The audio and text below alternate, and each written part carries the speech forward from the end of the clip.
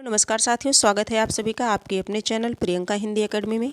मित्रों, जो है हम सभी एलटी ग्रेड परीक्षा 2018 में जो संपन्न हुई थी उनके प्रश्न पत्रों को देख रहे हैं और इनमें जो है 2 भाग कर चुके हैं। यानी कि एक में जो है 1 से लेकर के 30 प्रश्न, मतलब 1 से 30 प्रश्न तक किया है भाग 1 में, और भाग 2 में जो है किया है 30 से लेकर के 80 प्रश्नों को। और ये तीसरी क्लास है इसकी, यानी कि भाग 3 किया है। तीसरे में इसमें जो है 180 से लेकर के टोटल 120 प्रश्न होते हैं, तो ये 80 से लेकर के 120 तक प्रश्नों को हम देखेंगे, यानी कि 40 प्रश्नों को हम यहाँ करने वाले हैं। और इसमें इसका जो पहला प्रश्न है, इसमें जितने भी प्रश्न बने हैं और इनके चारों ऑप्शन से आसपास जितने भी प्रश्न बनने की संभावना है परीक्षा में, उन सभी प्रश्नों पर चर्चा की जाएगी। और ये यूपी टीजीटी पीजीटी को ध्यान में रख करके जो है ये प्रश्न पत्र हम कर रहे हैं, क्योंकि कभी भी किसी भी परीक्षा की तैयारी अगर करना है तो उनसे संबंधित जितने भी प्रीवियस ईयर क्वेश्चन पेपर हैं उन सभी को हमें सॉल्व कर लेना चाहिए और ध्यानपूर्वक सॉल्व करना चाहिए, क्योंकि कभी कभी कुछ प्रश्न जो है रिपीट होते हैं और जो उनके चारों ऑप्शन होते हैं उनसे प्रश्न बनने की संभावना होती है, तो इसलिए हमें उन्हें इग्नोर नहीं करना है। इसी क्रम में आज मैं आप सभी के समक्ष उपस्थित हूँ फिर जो है 80 से लेकर के 120 प्रश्नों को, यानी कि 40 प्रश्न हम सभी करने वाले हैं। तब ये जो है ये पेपर जो है 2018 का कंप्लीट हो जाएगा। आगे देखेंगे, कविता मनुष्य को स्वार्थ संबंधों के संकुचित घेरे से ऊपर उठाती है, यह कथन किसका है? तो ये प्रश्न हम सभी पहले भी कर चुके हैं। ये प्रश्न जो है आचार्य रामचंद्र शुक्ल का है। शुक्ल के कई प्रश्न हम लोगों ने देखा है यहाँ प्रत्यक्ष रूप से, है ना। तो शुक्ल के जो है कथनों को इग्नोर नहीं करना है हमें, मोस्ट इम्पॉर्टेंट है शुक्ल जी। 80 का हो जाएगा करेक्ट आंसर, हमारा ए हो जाएगा। अगले प्रश्न पर चलते हैं, 81 नंबर के प्रश्न को देखते हैं। प्रश्न संख्या 81, नाटक को पंचम वेद की मान्यता प्रदान की है। नाटक को पंचम वेद की मान्यता, ऑप्शन चारों ऑप्शन में बताइएगा कौन सा है। तो इसमें ए है भरत मुनि, बी है विश्वनाथ, सी है दशरथ ओझा, डी है पाणिनि। 81 नंबर का जो प्रश्न है इसका यदि हम करेक्ट आंसर देखना चाहें तो नाटक को पंचम वेद की मान्यता भरत मुनि ने प्रदान की है। किसने की है? भरत मुनि। करेक्ट आंसर हमारा ए हो जाएगा। ठीक है, आगे हम सभी देखेंगे, अगला देखेंगे, अगले प्रश्न पर चर्चा करते हैं। थोड़ा सा इसमें इम्पॉर्टेंट है तो इसे हम सभी पढ़ लेते हैं। आगे देखते हैं। हाँ, ये जो नाटक को पंचम वेद की मान्यता भरत मुनि ने प्रदान की थी। नाटक के उद्भव के संबंध में भरत मुनि ने अपने प्रसिद्ध ग्रंथ नाट्यशास्त्र, प्रश्न बनता है भरत मुनि का जो ग्रंथ है वो क्या है? तो नाट्यशास्त्र है। नाट्यशास्त्र किसका ग्रंथ है? तो भरत मुनि का है। दोनों तरह से प्रश्न बनता है। एक घटना का उल्लेख किया है जिसमें त्रेता युग में मनुष्य क्रोध, दुख और ईर्ष्या द्वेष से आदि से पीड़ित था। तब देवराज इंद्र ने ब्रह्मा जी से मनोरंजन के लिए क्रीड़ा युक्त साधना के लिए प्रार्थना की। तब ब्रह्मा जी ने ऋग्वेद से, देखिए ऋग्वेद से पाठ्य, सामवेद से गान, ये यहाँ से भी प्रश्न बनता है। यजुर्वेद से अभिनय, अथर्ववेद से रस लेकर पांचों वेद के रूप में नाट्यशास्त्र की रचना की। ठीक है, और आचार्य भरत मुनि के नाट्यशास्त्र को अभिनय का विस्तृत विवेचन करने वाला विश्व का प्रथम ग्रंथ माना जाता है। आगे हम सभी देखेंगे, 82 नंबर के प्रश्न को देखेंगे। मैं हिंदुस्तान की तूती हूँ, अगर तुम वास्तव में मुझसे कुछ पूछना चाहते हो तो हिंदवी में पूछो, जिससे कि मैं कुछ अद्भुत बातें बता सकूं। यह किसका कथन है? इंपॉर्टेंट प्रश्न है ये। 82 नंबर का है। चारों में से अमीर खुसरो ऑप्शन है, बी है कड़बा, सी है मौलवी करीम, डी है इनमें से कोई नहीं। तो 82 नंबर का जो प्रश्न है ये अमीर खुसरो की बात हो गई। किसकी हो गई? अमीर खुसरो की। करेक्ट आंसर हमारा ए हो जाएगा। अगले प्रश्न पर हम चलते हैं। प्रश्न संख्या जो है 83 देखते हैं। जयशंकर प्रसाद के किस नाटक में कार्नेलिया विदेशी पात्र है? ऑप्शन है स्कंदगुप्त। जयशंकर प्रसाद के जितने भी नाटक हैं, जितनी भी इनकी जो भी कहानियां हैं, ये सभी इंपॉर्टेंट है। चंद्रगुप्त, विशाख, और डी ऑप्शन है अजातशत्रु। 83 नंबर का जो प्रश्न है इसका करेक्ट आंसर हो जाएगा चंद्रगुप्त। किसका इस क्या होगा? चंद्रगुप्त हो जाएगा। यूनानी शासक सेल्यूकस की पुत्री कार्नेलिया है जो मौर्य सम्राट चंद्रगुप्त से प्रेम करती है और उसका विवाह चंद्रगुप्त से होता है। आगे हम सभी देखेंगे, अगले प्रश्न की चर्चा करते हैं। प्रश्न संख्या 84 देखेंगे। भाषा की समास शक्ति और कल्पना की समाहार शक्ति का सर्वाधिक उपयोग निम्नलिखित में से किस कवि ने किया है?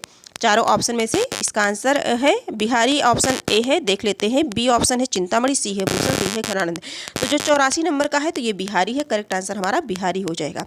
आगे हम चलते हैं। अगले प्रश्न पर देखते हैं। प्रश्न संख्या जो है 85 देखेंगे। संकलन त्रय के अंतर्गत कौन सा तत्व सम्मिलित नहीं है?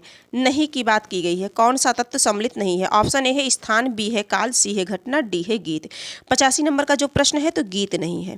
3 है स्थान है, काल है और घटना है, लेकिन ये जो है गीत नहीं है, तो करेक्ट आंसर डी हो जाएगा। अगले प्रश्न पर चलते हैं। प्रश्न संख्या 86 देखेंगे। निम्नलिखित में से कौन सी रचना श्रीहर्ष की नहीं है? श्रीहर्ष की नहीं है। शिशुपाल वध, आरडव वर्णन, छिंद प्रशस्ति, नव सहसांक, चरित चंपू। चारों ऑप्शन में से बताना है, तो ये शिशुपाल वध नहीं है। शिशुपाल वध किसकी रचना है? शिशुपाल वध जो है महाकवि माघ की रचना है। ठीक है, ये जो है इनकी नहीं है, बाकी सब इन्हीं की है। करेक्ट आंसर इसका ए होगा। आगे हम देखते हैं। कालिदास की किस रचना को दूत काव्य माना जाता है? दूत काव्य यानी कि इनकी जो रचना है मेघदूत, ये वो जो है उसी को ही दूत काव्य माना जाता है। करेक्ट आंसर हमारा सी हो जाएगा।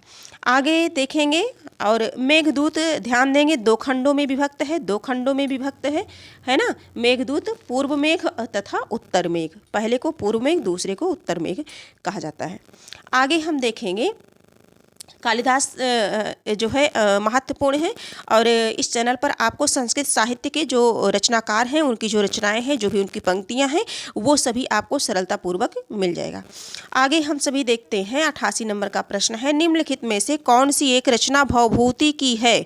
भवभूति की है। उत्तर रामचरितम, कादम्बरी, किरातार्जुनीयम, नैषधीय चरितम। चारों ऑप्शन में से बताना है। 88 नंबर का प्रश्न है। तो जो उत्तर रामचरितम है ये जो है भवभूति की है, और अगर बात करें तो ये करुण रस प्रधान है। यहाँ से प्रश्न बनता है करुण रस प्रधान रचना है, ऐसे भी प्रश्न पूछा जा सकता है। तो उत्तर रामचरितम भवभूति की रचना है और ये करुण रस प्रधान है। इसमें अगर अंकों की बात करें तो इसमें 7 अंक हैं।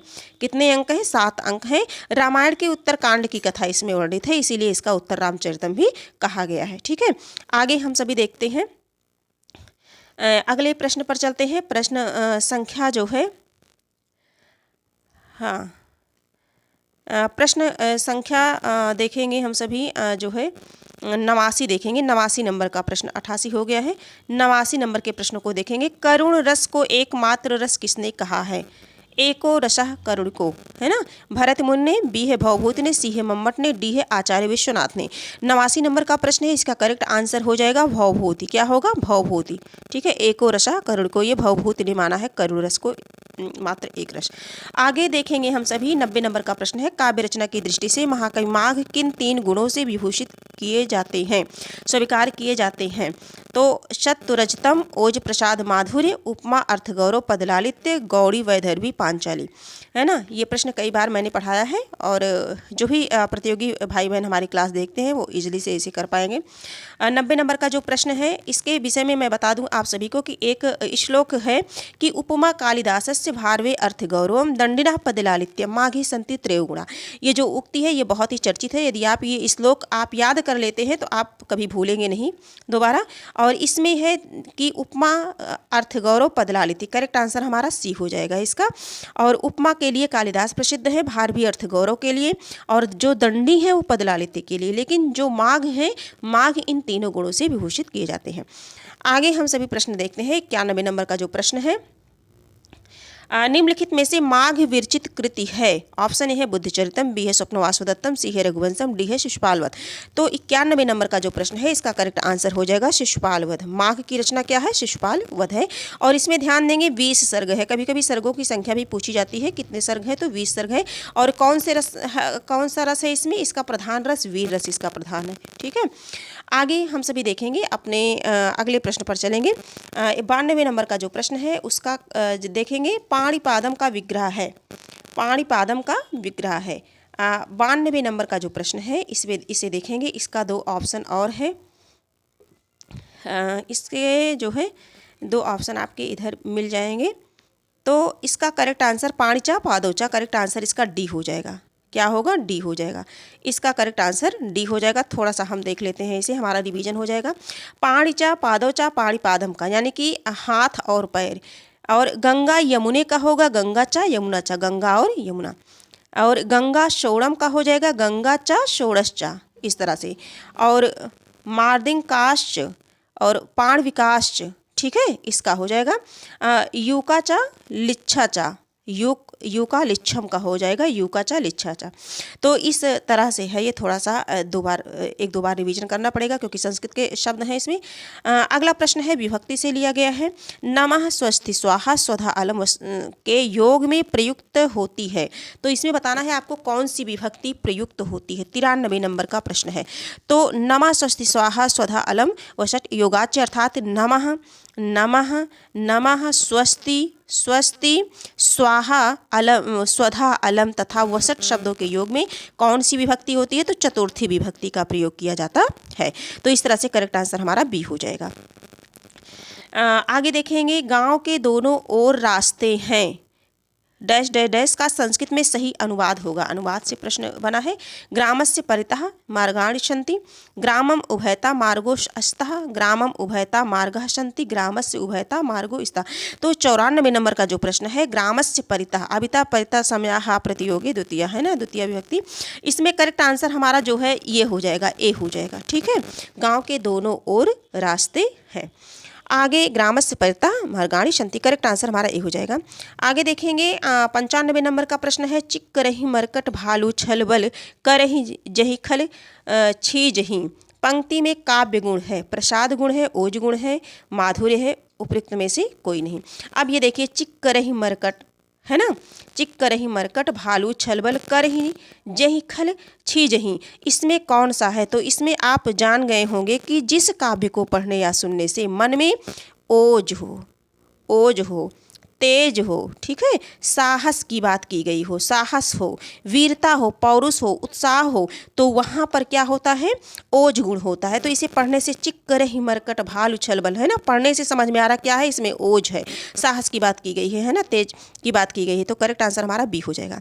अगले प्रश्न पर चलते हैं। 96 नंबर के प्रश्नों को देखते हैं। प्रश्न संख्या जो है थोड़ा सा ये देखेंगे। भरत मुनि ने गुणों की संख्या कितनी बताई है? 10 बताई है। भरत मुनि ने गुणों की संख्या कितनी बताई है? 10 बताई है। और गुण के प्रतिष्ठापक आचार्य वामन माने जाते हैं। कौन माने जाते हैं? वामन माने जाते हैं। इंपॉर्टेंट है, इसीलिए इस पे जो है ध्यान दिया गया। 96 नंबर का प्रश्न है। सिर पर पाँव रख कर भागना, मुहावरे का सही अर्थ है। मुहावरा से प्रश्नों को लिया गया है।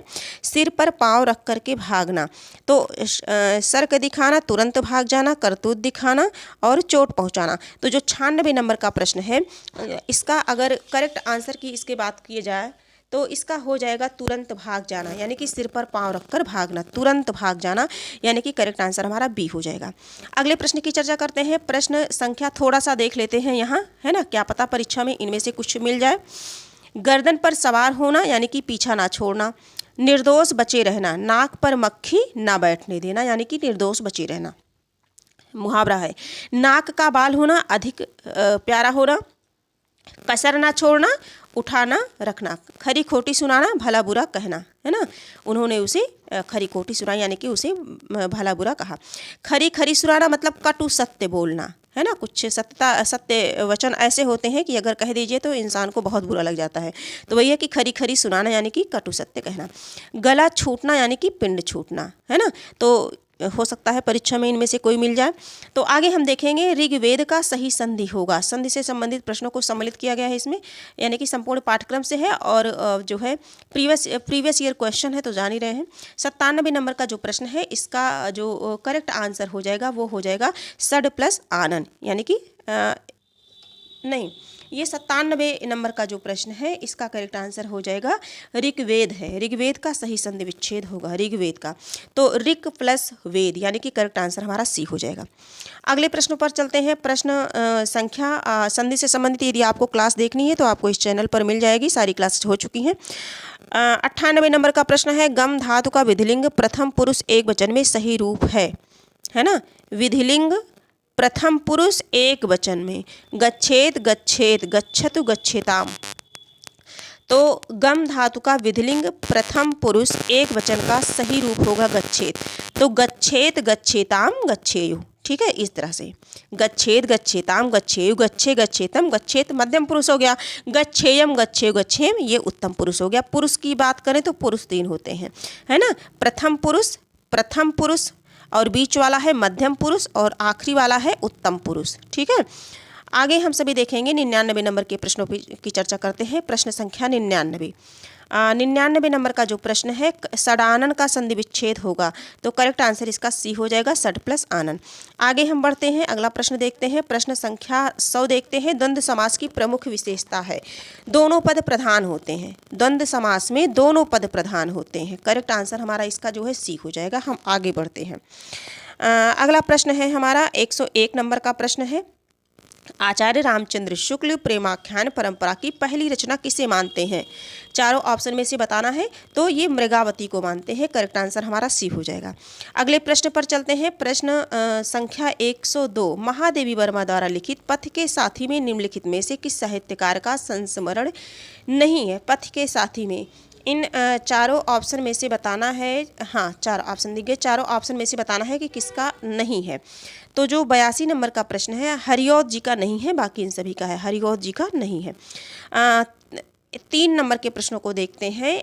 103, मैं उनका आदर्श नहीं जो व्यथा न खोल सकेंगे, पूछेगा जग किंतु पिता का नाम न बोल सकेंगे, जिनका निखिल विश्व में कोई कहीं न अपना होगा, मन में लिए उमंग जिन्हें चिरकाल कल्पना होगा। उपयुक्त पंक्तियां दिनकर की किस रचना से है? ये दिनकर की पंक्तियां हैं और किस रचना से है? तो रश्मिरथी से है। आंसर भी इसका दिख गया है ना, शॉर्ट करने के चक्कर में, तो करेक्ट आंसर इसका बी हो जाएगा। अगला देखते हैं, 104 नंबर के प्रश्नों को देखते हैं। दिनकर बहुत ही महत्वपूर्ण है, इनकी जो भी रचनाएं हैं उसे आप पढ़ लीजिएगा। आगे हम सभी देखेंगे 104 नंबर के प्रश्न को देखते हैं। गोद लिए हुलसी फिरे तुलसी सो सुत होए, पंक्ति का लेखक कौन सा भक्त कवि है? सूरदास, रसखान, रहीम और नरहरदास। 104 नंबर का जो प्रश्न है, इसका करेक्ट आंसर हम देखेंगे तो ये रहीम का है। किसका है? रहीम का है।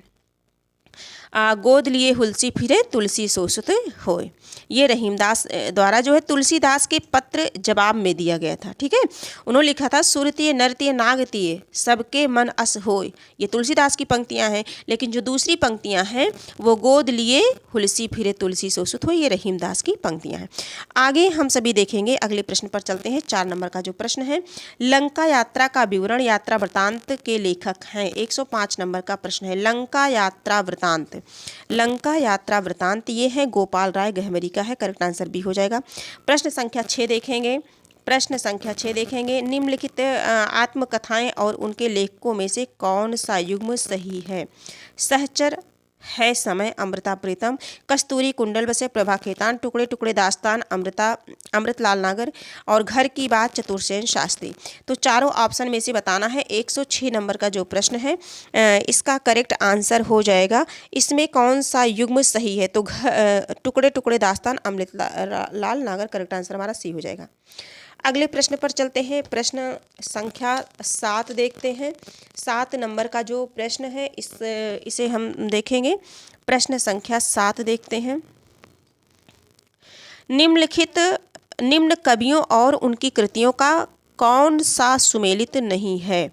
तो विद्यापति की पदावली है, पूछी जाती है। नाभादास भक्तमाल है, नंददास यमुनाष्टक, सुंदरदास की सुंदर विलास। इसमें कौन नहीं है? तो नंददास की यमुनाष्टक, नंददास की यमुनाष्टक इसमें नहीं पूछा गया है, तो करेक्ट आंसर हमारा जो है सी हो जाएगा। यमुनाष्टक काव्य कृति संस्कृत भाषा हित हरिवंश द्वारा लिखित रचना है। किसकी है ये? हित हरिवंश की रचना है, नंददास की नहीं है। आगे हम सभी देखेंगे 108 नंबर के प्रश्नों पर देखेंगे। आत्मनिरीक्षण किसकी आत्मकथा है? चारों ऑप्शन में से बताना है। आत्मनिरीक्षण तो सेठ गोविंददास की है। आत्मनिरीक्षण किसकी है? सेठ गोविंददास की है। 109 नंबर के प्रश्नों को देखेंगे। प्रश्न संख्या 109, निम्नलिखित आधुनिक भाषाओं में से किसका संबंध अपभ्रंश की पैसाची बोली से है? राजस्थानी, बी है गुजराती, सी है पंजाबी, डी है बंगाली। चारों ऑप्शन में से बताना है कि हमारा कौन सा है। तो ये क्या है? पंजाबी है। करेक्ट आंसर हमारा सी हो जाएगा। 110 नंबर के प्रश्नों को देखेंगे। प्रश्न संख्या 110, जिन ध्वनियों के संयोग से शब्दों का निर्माण होता है उन्हें कहते हैं, तो उन्हें क्या कहते हैं? स्वनिम कहते हैं। ध्वनियों के संयोग से शब्दों का निर्माण होता है तो उन्हें क्या कहेंगे? 110 नंबर का प्रश्न हो जाएगा, डी हो जाएगा। अगर पूछा जाए कि हिंदी में मूल वर्णों की संख्या कितनी है, तो कितना हम बताएंगे? मुख्य रूप से 52 वर्ण है। ठीक है, और जब मनुष्य वागींद्रिय द्वारा व्यक्त क्रिया, थोड़ा सा इसे हम पढ़ लेते हैं। है ना, थोड़ा सा पढ़ लेंगे। जिन ध्वनियों के संयोग से शब्दों का निर्माण है उन्हें स्वनिम कहते हैं। शब्दों का निर्माण है, स्वनिम यानी कि वर्ण कहते हैं, ये भी ध्यान रखेंगे। स्वन या ध्वनि भाषा की मूलभूत इकाई है। स्वनिम उच्चारणात्मक भाषा की विशेषता होती है। आगे, जिन ध्वनि चिन्हों को वर्ण कहा जाता है, इस प्रकार लघुतम वाग ध्वनि को वर्ण कहते हैं। लघुतम वाग ध्वनि को वर्ण कहते हैं। जब इसे मनुष्य की वाग इंद्रिय द्वारा व्यक्त किया जाता है तब उसी को हम क्या कहते हैं, वाणी कहते हैं। अगले प्रश्न पर देखते हैं, 11 नंबर के प्रश्न को देखते हैं। अर्थ वैमल्यम प्रसाद, अर्थ की विमलता ही प्रसाद गुण है। उपयुक्त परिभाषा किस आचार्य की है? 11 नंबर का प्रश्न है, तो ये वामन की है। किसकी है? वामन की। करेक्ट आंसर हमारा सी हो जाएगा। 12 नंबर के प्रश्न को देखते हैं। प्रश्न संख्या 12 देखते हैं। ऊधव शतक की हमको लिख्यो है कहा, हमको लिख्यो है कहा, हमको लिख्यो है कहा, कहन समय लागी में पुनरुक्ति द्वारा क्या बोध होता है? तो 12 नंबर का जो प्रश्न है इसमें हो जाएगा भावोत्कर्ष। करेक्ट आंसर हमारा सी हो जाएगा, है ना। 13 नंबर के प्रश्नों पर देखेंगे। 13 नंबर का प्रश्न है, सूची 1 का सूची बी से मिलान करना है। हाँ, चारों ऑप्शन हो गया। अद्भुत, अद्भुत का हो जाएगा विस्मय हो जाएगा। वीर रस, इसमें सूची ए को का सूची बी से मिलान करना है, तो अद्भुत का हो जाएगा विस्मय, और वीर रस का हो जाएगा उत्साह, वीर का उत्साह हो जाएगा, और रौद्र का क्रोध हो जाएगा, करुण का शोक हो जाएगा। यानी कि 1 का 3 और थोड़ा सा छोटा कर लेते हैं। अद्भुत का विस्मय 1 का 3, 1 का 3 किस में है देखते हैं। इसमें 1 का 3 यानी कि करेक्ट आंसर हमारा तीसरा ही हो जाएगा, यही हो जाएगा। आगे हम देखेंगे, निम्नलिखित में से 14 नंबर का प्रश्न है, निम्नलिखित में से अभ्र का पर्यायवाची है। अभ्र, अभ्र का पर्यायवाची, तो अभ्र का पर्यायवाची शब्द है रत्नाकर, बादल, पवन, आकाश। 14 नंबर का प्रश्न है, प्रश्न संख्या 14। अभ्र का पर्यायवाची आकाश। करेक्ट आंसर हमारा सी हो जाएगा। 15 नंबर के प्रश्नों को देखेंगे। निम्नलिखित में से कौन सा संस्कृत वाक्य कारक प्रयोग की दृष्टि से अशुद्ध है?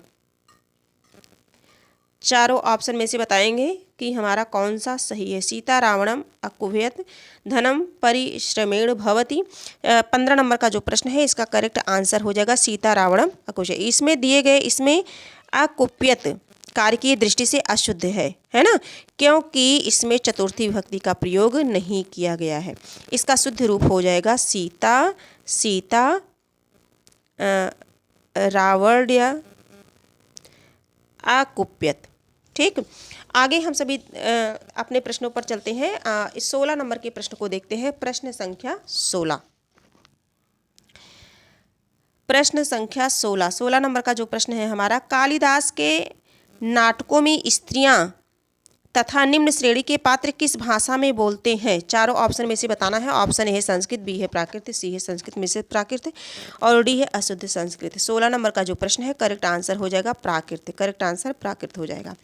17 नंबर के प्रश्नों को देखते हैं। प्रश्न संख्या 117, प्रसिद्ध समीक्षक रमेश कुंतल मेघ को उनकी किस कृति के लिए वर्ष 2017 का साहित्य अकादमी पुरस्कार दिया गया? तो चारों ऑप्शन में से बताना है कि रमेश कुंतल मेघ को 2017 में किस पे दिया गया था पुरस्कार? तो ये जो है विश्व मिथक सरित सागर, ये करेक्ट आंसर डी हो जाएगा इसका। अगले प्रश्न पर चलते हैं। 18 नंबर का प्रश्न देखते हैं। निम्नलिखित में से विष्णु प्रभाकर द्वारा लिखित यात्रा वृत्तांत कौन सा है? चारों ऑप्शन में से बताना है। तो इसमें ज्योतिपुंज हिमालय, करेक्ट आंसर हमारा बी हो जाएगा, ज्योतिपुंज हिमालय। 19 नंबर के प्रश्नों को देखते हैं। प्रश्न संख्या 19, आचार्य हजारी प्रसाद द्विवेदी को केंद्र में रख करके लिखी गई पुस्तक ब्योमकेश दरवेश के लेखक हैं।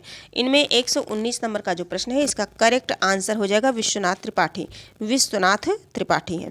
आगे हम सभी देखेंगे जो है 20 नंबर का प्रश्न, जो इस क्लास का आखिरी प्रश्न होगा और इस प्रैक्टिस सेट का भी आखिरी प्रश्न होगा, यानी कि टोटल 120 प्रश्न। 20वां प्रश्न है, भामा के अनुसार काव्य में कितने दोष होते हैं?